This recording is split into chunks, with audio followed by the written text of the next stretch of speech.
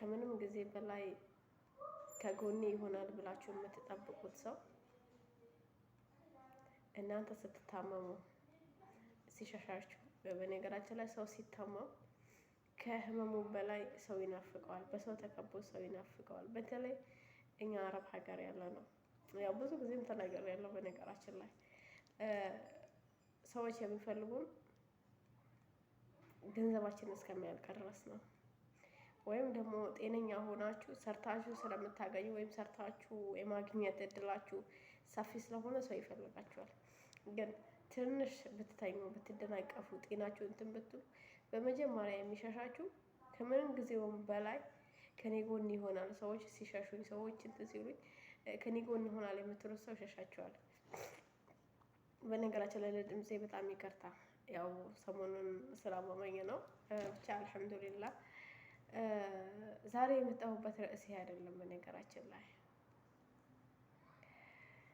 ዛሬ አንዲት ጓደኛዬ ከኢትዮጵያ ደውላልኝ ነበረ።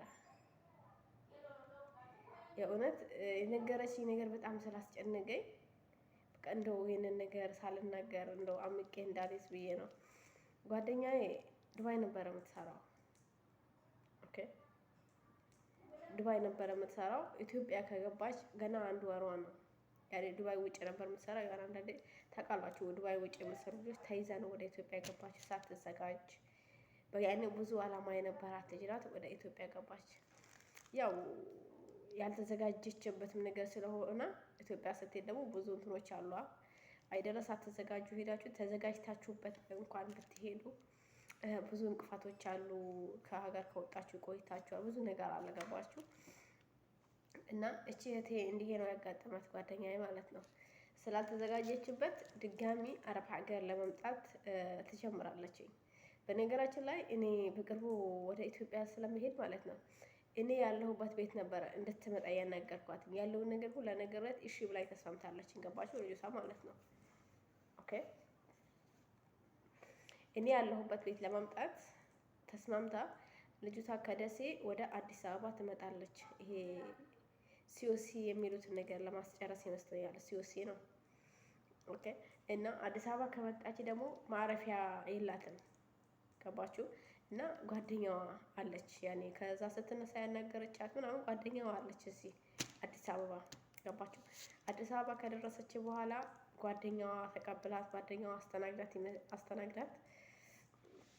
እንግዲህ ያው ሰው ሀገር ያኔ ሀገራችሁም ቢሆን የራሳችሁ ቤት የለም ምን የለም ማረፍ ትፈልጋለች ልጅቷ። ጓደኛዋን ታናገራታለች። ስታናግራት ጓደኛዬ ምን አለችኝ አለች፣ አሁን እኔ የማድረው ስራ ቦታ ነው። ስለዚህ እቤት ብቻሽን ከምትሆኚ ጓደኞቼ ጋራ ላስተዋውቅሽና ከጓደኞቼ ጋር እነሱ ጋር እደሪ ምናምን አለችኝ አለች። አይ ማለቃቸው ጓደኞች፣ በደንብ ማለግባባቸው ጓደኞች ዛሬ እነሱ ጋር ለማደር ከመሄድ የቤትሽን ቁልፍ ስጪኝና አንቺ ጋር ባደር አይሻልም እንዴ ምናምን አልኳት አለች። እሺ ብላኝ የጓደኛዋን ቁልፍ ትወስዳለች። ኦኬ። ከዛ የጓደኛውን ቁልፍ ከወሰደች በኋላ ልጅቷ እንግዲህ ሀገር ሰላም ነው ብላ ሀገር ሰላም ነው ብያለች። ከፍታ ገብታ እንግዲህ ኦልሬዲ ታድራለች። ኦኬ። ልጅቷ ጠዋት ከእንቅልፌ ስነሳ አጠገቤ ፌስታል አለ አለች።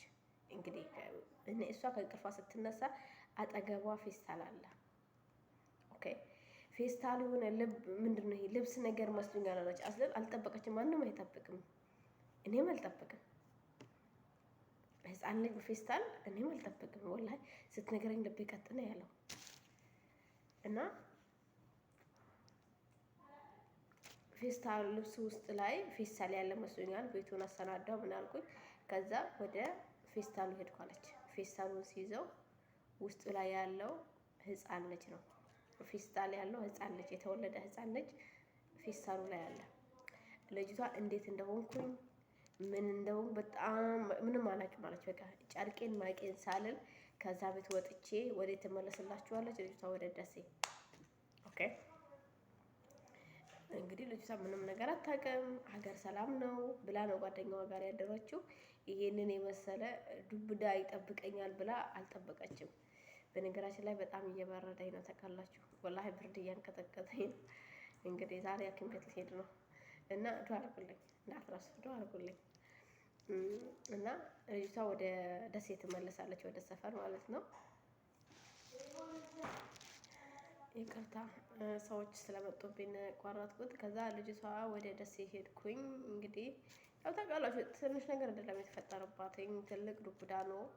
የሰውን ልጅ የመሰለ ነገር በፌስታል ተቀምጦላት ስታገኝ ማለት ነው። ከዛ ልጅቷ ከሄድኩኝ በኋላ እስኪ አሁን ቤቴ ላይ እደሪ ብላ ቁልፍ የሰጠቻት ልጅ በጣም እየደወለች ታጨናንቀኛለች አለች። እየደወለች ከዛ እንዴት ቤቴን አምኜ ሰጥቼሽ እደሪ ብዬ ቤቴን ቁልፍ ሰጥቼሽ እንዴት እንደዚህ ታደርግኛለሽ? እንዴት እንደዚህ ታደርግኛለሽ? የሰውን ልጅ የመሰለ ህፃንን ልጅ የመሰለ ፌስታል አድርገሽ የሞተ ህፃን ልጅ ቤቴ ላይ ጥረሽ ትሄጃለሽ ብላ ታጨናንቀኛለች። ምን ላደርግ አለች። እናንተ ብትሆኑ ምን አድርጊ ትላላችሁ? ወይስ ምን እንዳታደርግ ምን ታደርጋላችሁ? እኔ የምላትም ነው የጠፋኝ። የምላት ነገር ነው ጥፍት ያለኝ። ለምን ፌስታሉ ላይ ያለው ተራ ነገር አይደለም፣ ህፃን ልጅ ነው። ፈልጎ ያልተወለደ ውለዱኝ ያላለ ለነሱ ለስሜታቸው ማብረጃ እንትን ካሉ በኋላ ይህንን ልጅ ገደሉት ነው ሲወለድ ሞተ ነው አላውቅም። እቺስ እዛው ምን ታደርግ? ከዱባይ ወደ ኢትዮጵያ ስትሄድ አልተዘጋጀችም። ገባችሁ? ብዙ አላማ ያላት ልጅ ናት። ግን ያንን ያቀደችውን ነገር ከሀገር የወጣችበትን ነገር ስላላሳካች ድጋሚ አረብ ሀገር መምጣት የምትፈልግ ናት። እና አሁን ምን ታደርግ? እናንተ በሷ ቦታ ብትሆን ምን ታደርጋላችሁ? እኔ ይህም ያም አላልኳትም። ለራሴ ራሱ ግራ ገብት ነው ያለኝ። እኔ እንደው በሷ ቦታ ብሆን ምን አደርጋለሁ ነው ያልኩት። ምን አደርጋለሁ? ምንም በማላውቀው ነገር ከሩቅም ይሁን ከቅርብ ምንም አይነት ግንኙነት ባሌለኝ ነገር ውስጥ በራሴ እንትን ሄጄ መዘፈቅ እምሺ ምንም በማታውቁት ነገር ውስጥ እናንተ በሷ ቦታ ብትሆኑ ምን ታደርጋላችሁ? እኔ የምላት ራሱ ነው የጠፋኝ። ወላሂ የምላት ራሱ ጥፍት ብሎኛል። ምን ትላላችሁ? ያ ረቢ እኔ በጣም ነው የገረመኝ። እስቲ ሀሳብ አስተያየታችሁ ኮሜንት ስራ አስቀምጡት። በነገራችን ላይ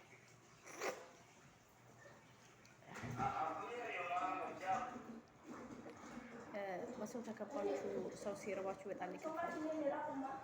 ሰሞኑን ለእኔ ያጋጠመኝ ነገር እናንተን አያጋጥማችሁ። የእውነት ላይክ ማድረጋችሁ